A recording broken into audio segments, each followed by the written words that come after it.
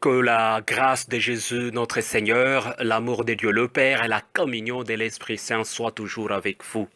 Bien-aimés dans le Christ, en ce quatrième dimanche de carême de l'année C, la parole de Dieu, la liturgie de la parole, nous convie de contempler la miséricorde infinie de Dieu, l'amour infini de Dieu, sa compassion inouïe. Bien-aimés dans le Christ. Aujourd'hui, les trois lectures, donc la première lecture, la deuxième et la part de l'Évangile, nous convient de contempler justement ce grand amour de Dieu. Dieu nous aime bien. Il nous aime et il voudrait que nous puissions bénéficier de cet amour infini, de cet amour sans complaisance, de cet amour sans jugement, mais de l'amour qui incarne la bonté et la miséricorde.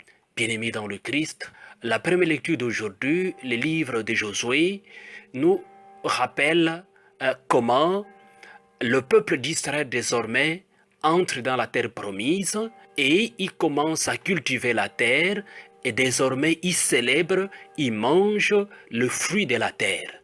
Il mange le fruit de la terre, désormais c'est fini les miracles de la manne.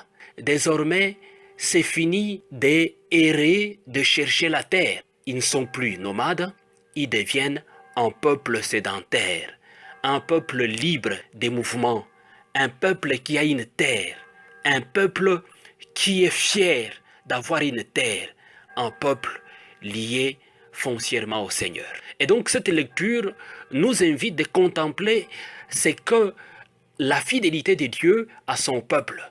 Et donc le peuple lui-même doit être aussi fidèle à ce Dieu qui l'a fait sortir de l'Égypte, à ce Dieu qui l'a protégé durant toute la grande marche du désert, à ce Dieu qui lui donne une terre, à ce Dieu qui est avec lui. Bien-aimés dans le Christ, comme chrétiens, nous traversons aussi cette Jourdain. Nous sommes désormais entre les mains de Dieu. Restons fidèles à lui. Jouissons et contemplons son amour infini. Protégeons cet amour qu'il nous donne. Protégeons ces pardons qu'il nous donne et partageons ces pardons aussi aux autres. Être fier d'une terre, bien-aimé dans le Christ, être fier d'une terre, être fier d'être considéré, être fier de se considérer au-dedans de nous-mêmes, d'être dans une maison désormais. La joie d'être dans une maison, la joie de se sentir libre, la joie de se sentir considéré.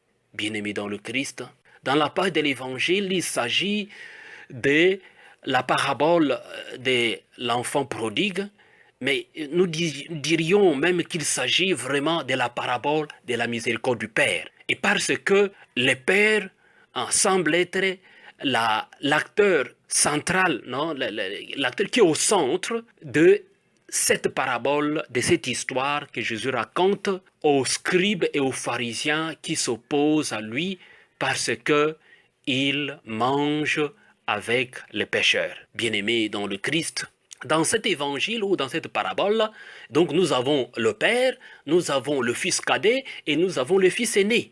Tous les deux, le Fils cadet et aîné, ils se sentent en dehors de la maison. Ils se sentent en dehors de la maison, chacun à sa manière. Le cadet, qui est parti avec tout le bien qu'il a reçu, qu'il a demandé du Père, l'héritage, et il a dilapidé cet héritage. Mais il prend quand même conscience de l'amour infini du Père, de la bonté du Père, de la joie de vivre dans la maison, de ne pas être dehors. Il retourne. Il retourne pour bénéficier de cette miséricorde. Il retourne pour bénéficier de cette joie. Il retourne pour être considéré. Il retourne pour bénéficier du vrai visage de Dieu, qui est le Père. L'amour et la miséricorde est là. L'attitude du fils cadet, c'est l'attitude du monde des calculs.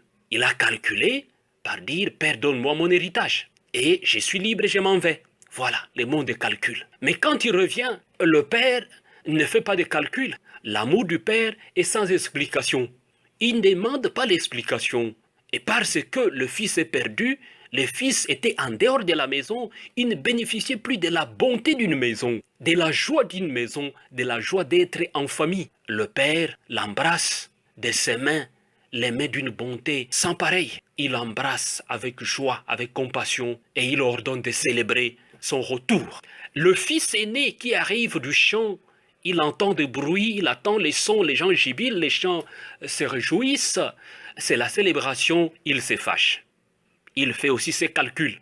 Moi, je reste ici, mais on ne m'honore pas. Ce gaillard qui a dit il habitait les biens avec les femmes, voilà, il condamne déjà son frère, avec des femmes, avec des prostituées, voilà les pères célèbres pour lui. Moi, je dis toujours ici, on ne me considère pas bien-aimé dans le Christ.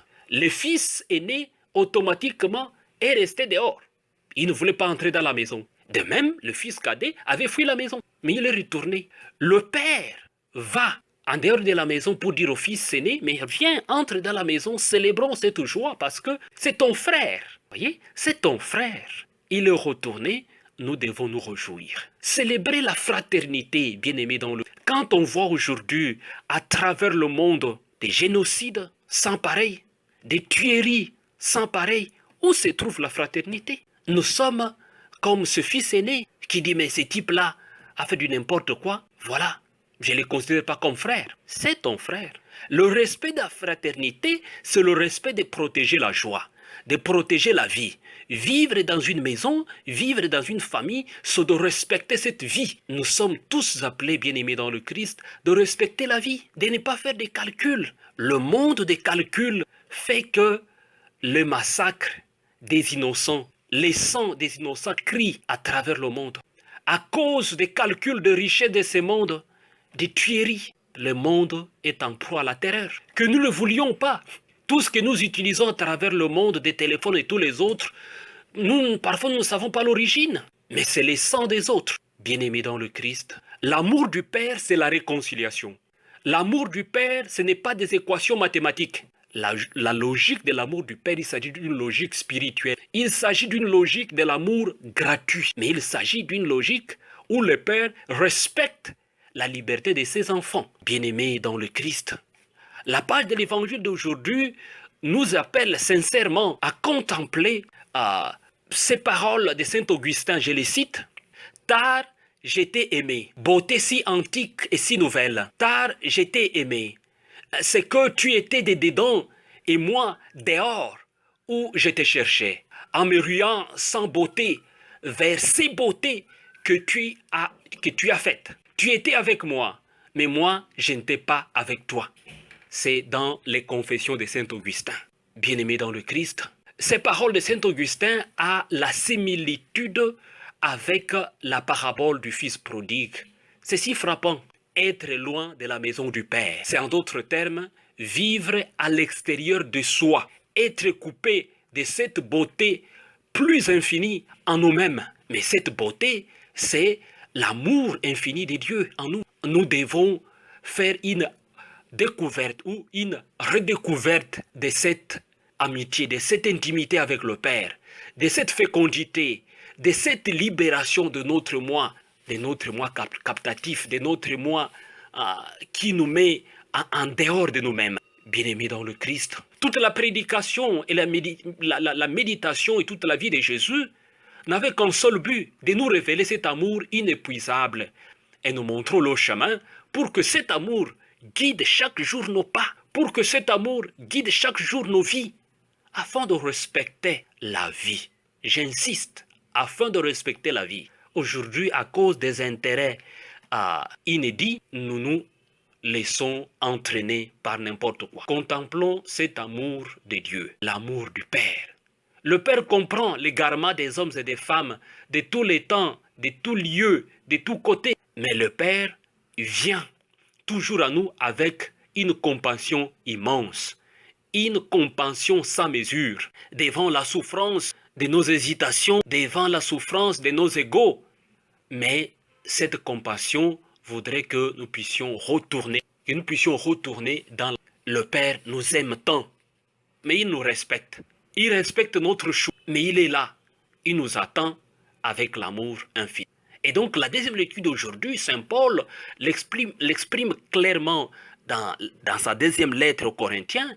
Le Christ Jésus est venu dans ce monde pour nous sauver, pour nous montrer justement clairement sur la croix cet amour infini de Dieu, pour nous montrer clairement que nous ressusciterons, que nous aurons une vie nouvelle, et que chaque jour que nous sommes fidèles au Père, nous recevons cette tendresse, nous recevons ces embrassements spirituels, ces embrassements d'une tendresse que personne ne peut mesurer. L'amour du Père, l'amour de Dieu. L'être humain est libre de rejeter cet amour ou d'aimer en retour cet amour. Mais le Dieu infini, avec sa miséricorde, avec son amour, il nous attend toujours et toujours pour nous sauver. Laissons-nous entraîner par cet amour, recevons cet amour infini de Dieu, recevons cette miséricorde de Dieu et œuvrons à protéger la vie, œuvrons à célébrer la réconciliation, œuvrons à être justes et sincères au fin fond de nous-mêmes, afin que ce que le Père nous offre comme amour soit un gage de la vie éternelle.